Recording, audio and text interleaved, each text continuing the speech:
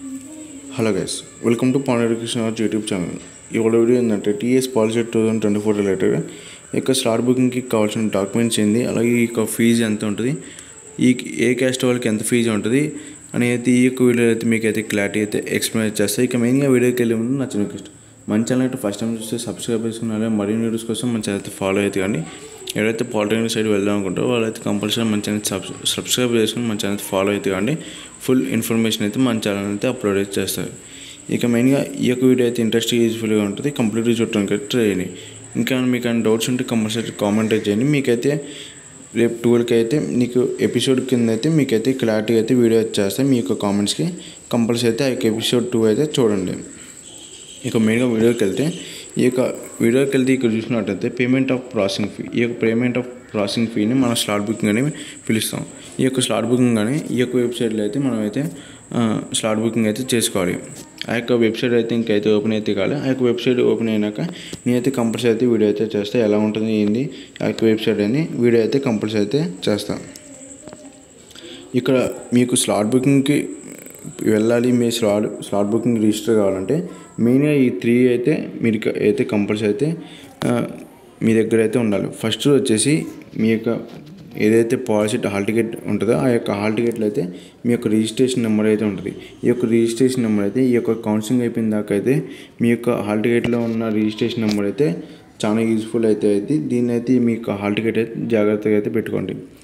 మీ యొక్క policy hall టికెట్లో మీ యొక్క registration number ఉంటుంది. ఆ యొక్క రిజిస్ట్రేషన్ నెంబర్ నెక్స్ట్ వచ్చేసి మీ యొక్క డేట్ ఆఫ్ బర్త్ ఎస్ఎస్సి మెమోలో ఎలా అయితే ఉందో అలా అయితే ఈ యొక్క డేట్ ఆఫ్ బర్త్ కానీ ఇక్కడైతే ఇవ్వడానికి అయితే ట్రై చేయండి. నెక్స్ట్ వచ్చేసి మీ యొక్క ఎస్ఎస్సి హాల్ టికెట్ నెంబర్, మీరు ఏదైతే ఎస్ఎస్సి బోర్డ్ ఎగ్జామ్ రాస్తారో ఆ యొక్క బోర్డ్ ఎగ్జామ్ రాసిన హాల్ టికెట్ నెంబర్ ఏదైతే ఉంటుందో ఆ యొక్క హాల్ టికెట్ నెంబర్ కానీ మీనింగ్ అయితే ఇక్కడైతే కావాలి.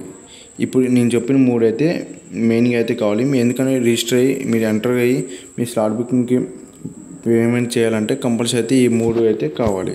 నెక్స్ట్ వచ్చేసి ఇవన్నీ బేసిక్ డీటెయిల్స్ ఒకవేళ ఇచ్చిన ఇంకా ఇవ్వకపోయినా ఏం కాదు.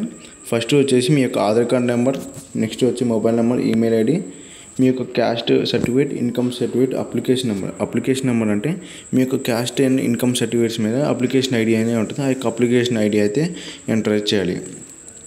నెక్స్ట్ మెయిన్గా ఇక్కడ చూసినట్టయితే change of mobile number is not permanent.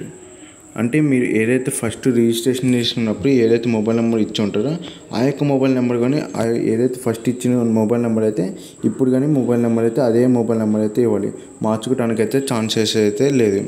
First మీరు ఏదైతే ఫస్ట్ రిజిస్ట్రేషన్ అప్పుడు ఏదైతే మొబైల్ నెంబర్ ఇచ్చారో ఆ యొక్క మొబైల్ నెంబర్ అయితే ఇప్పుడు కానీ ఆ యొక్క మొబైల్ నెంబర్ని ఎంటర్ చేయండి. చేంజ్ చేసుకోవడానికి అయితే ఇప్పుడైతే ఛాన్సెస్ అయితే లేదు. నెక్స్ట్ చూసుకున్నట్టయితే ఫీజెస్ విషయానికి వస్తే ఏ క్యాస్ట్ వాళ్ళకి ఎంత ఉంటుందంటే ఎవరైతే ఎస్సీ ఎస్టీ స్టూడెంట్స్ అయితే ఎవరైతే ఉంటారో వాళ్ళకైతే 300 అయితే ఉంటుంది. నెక్స్ట్ ఎవరైతే BC and OC and other students ఎవరైతే ఉంటారో వాళ్ళకైతే 600 రూపీస్ అయితే పేమెంట్ అయితే చేయాలి. ఎవరైతే BC and OC other students ఎవరైతే ఉంటారో వాళ్ళైతే 600 అండ్ ఎస్సీ ఎస్టీ స్టూడెంట్స్ అయితే 300 రూపీస్ అయితే మీ యొక్క స్లాట్ బుకింగ్కి అయితే ఫీ అయితే పే చేయాలి. నెక్స్ట్ వచ్చేసి ఇదన్నీ ఆన్లైన్ పేమెంట్లో అయితే ఉంటుంది. ఈ యొక్క credit card, debit card, net బ్యాంకింగ్లో అయితే ఉంటుంది. ఇలా అయితే చేసుకోవాలి. ఈ యొక్క డాక్యుమెంట్స్ అయితే కంపల్సరీ అయితే రెడీ అయితే పెట్టుకోండి. అలాగే నేను ఇక మెయిన్గా చెప్పేది మీకు ఇన్కమ్ క్యాస్ట్ అయితే 100% అయితే మీ కాడ ఉంచుకోండి. ఎందుకంటే ఎవరైతే ఓసీ స్టూడెంట్స్ ఉంటారో కంపల్సరీ అయితే మీరైతే ఈడబ్ల్యూఎస్ సర్టిఫికేట్ అయితే కంపల్సరీ అయితే తీసుకోండి. నెక్స్ట్ ఏంటంటే క్యాస్ట్ సర్టిఫికేట్ అంటే ఎస్సీ ఎస్టీ బీసీ స్టూడెంట్స్ ఎవరైతే ఉంటారో వాళ్ళైతే మీ కంపల్సరీ అయితే మీ యొక్క క్యాస్ట్ సర్టిఫికేట్ అయితే తీసుకోండి. అండ్ ప్రతి ఒక్కరు అయితే ఇన్కమ్ సర్టిఫికేట్ అయితే తీసుకోండి. ఇన్కమ్ సర్టిఫికేట్ అంటే మీకు చాలా బెనిఫిట్ అయితే ఉంటుంది. ఏంటంటే మీకు ఫీజు రీఎంబర్స్మెంట్ అయితే వస్తుంది. ఒకవేళ మీకు ఇన్కమ్ సర్టిఫికేట్ రాకపోతే ఫీజు రీఎంబర్స్మెంట్ అయితే రాదు. ఆ ఫీజు రీఎంబర్స్మెంట్ రాకపోతే మీరైతే కాలేజీకి మొత్తం ఫీ అయితే మీరైతే కట్టుకోవాలి. మీరు మెయిన్గా మీ యొక్క క్యాస్ట్ సర్టిఫికేట్, ఇన్కమ్ సర్టిఫికేట్ అయితే కంపల్సరీ అయితే అప్లై అయితే చేయండి. ఇంకా టైం ఉంది, ఇంకో 5 డేస్. ఆ 5 డేస్లో మీకు అయితే ఈ యొక్క సర్టిఫికేట్స్ అయితే వస్తాయి. ఈ యొక్క స్లాట్ బుకింగ్కి ఏమేమి డాక్యుమెంట్స్ కావాలని ఈ యొక్క వీడియో అయితే మీకు అయితే క్లారిటీ అయితే ఎక్స్ప్లెయిన్ చేస్తాను. అలాగే ఎవరికి ఎంత ఫీ ఉంటుందని ఇంకేమైనా ఎంత ఫీ ఉంటుందని ఈ యొక్క వీడియో అయితే మీకు అయితే క్లారిటీ అయితే ఎక్స్ప్లెయిన్ చేసిన.